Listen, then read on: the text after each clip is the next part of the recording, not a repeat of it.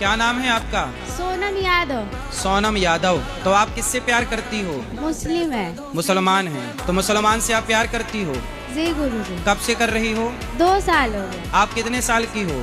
16। अभी 16 साल की हो। क्या नाम है उस लड़के का? आशिक अंसारी। आशिक अंसारी। तो आप 2 साल से उस लड़के को जानती हो, आप लोग मिलते भी हो? पहले घूमते थे, 1 साल से नहीं जाते, बस बात करते हैं। अच्छा ये बताओ बेटा, ये आपकी उम्र पढ़ने की है कि ये प्यार व्यार करने की है?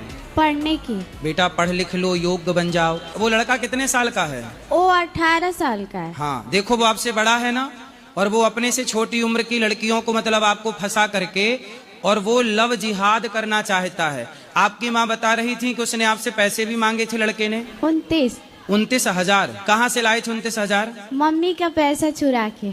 आप मम्मी के पैसे चुरा के उस मुसलमान लड़के को दिए। अब जरा सोचिए कि वो मुसलमान लड़के अभी आपसे पैसा मांग रहा है, फिर क्या करेगा? वो लव जिहादी है। लव जिहादी समझते हो? वो प्यार व्यार में आपको फंसा के फिर आपसे शादी करेगा, और शादी करके आपको ले जाके किसी दूसरे देश में या किसी और राज्य में आपको 10 लाख में 5 लाख में बेच देगा। जो आपसे अभी पैसे मांग रहा है, तो कल वो आपको बाजार में बेच ना देगा? भेज देगा। बेच देगा ना।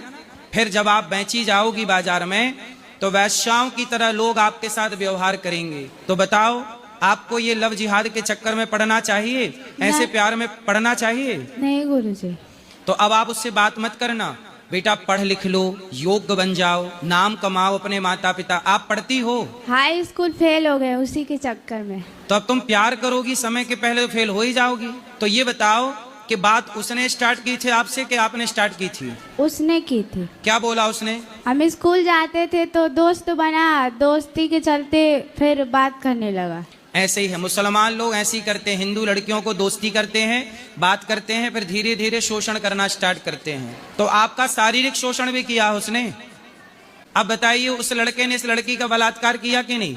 इन लोगों पर केस होना चाहिए। ग्राउंड लेवल में किस तरह लव जिहाद घुसा पड़ा है। अब आपकी 3 लड़कियां और 3 बहनें, मतलब 3 सहेलियां और फंसी हैं। अभी तो हम 3 ही को जानते हैं, पर क्लास में जितना लड़कियां थी सब ना, सब उन्हीं सब से बात करती थी, मुस्लिम लड़के से। देख लो। कौन सा गांव है आपका? भरावटा, जिला देवरिया है। तो स्कूल जो है वो सरकारी है कि प्राइवेट है?